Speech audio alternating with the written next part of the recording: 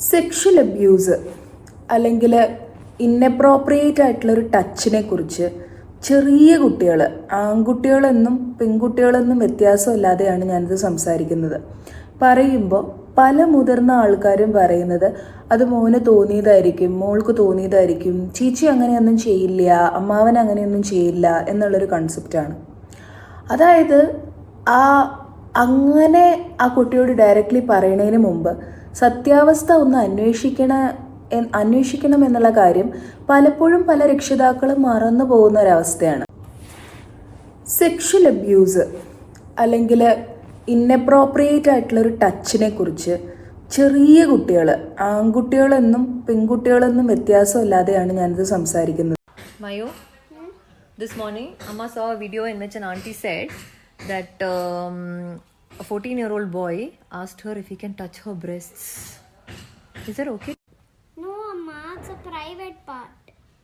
Today let us learn about good touch and bad touch. Okay? Okay. Good touch. Good touch. Good touch. Good touch. Bad touch. Bad touch. Bad touch. Bad touch. Bad touch. Bad touch. Bad touch. Bad touch. Bad touch. Bad touch. അതുപോലെ തന്നെ പെൺകുട്ടികളെ മാത്രമേ inappropriate ആയിട്ട് ആളുകൾ തൊടുള്ളൂ എന്നുള്ള ചിന്താഗതിയും മാറ്റേണ്ട സമയമായി. വളരെ ചെറിയ കുട്ടികളെ പോലും അബ്യൂസ് ചെയ്യുന്ന ഒരുപാട് പ്രെഡേറ്റേഴ്സ് ഏറ്റവും കൂടുതൽ ശ്രദ്ധിക്കേണ്ടത് നമ്മുടെ ബന്ധുക്കളുടെ ഇടയിൽ തന്നെ ആയിരിക്കാം. പുറത്തുനിന്നുള്ള ആൾക്കാരും നമ്മുടെ വീട്ടിലുള്ള ആൾക്കാരെയും മാതാപിതാക്കൾ, അത് അമ്മയുടെ മാത്രം ജോലിയാണ്, അച്ഛൻ അതിലൊരു ഉത്തരവാദിത്വമില്ല എന്ന് പറയുന്നത് ശുദ്ധ വിട്ടുതരാണ്.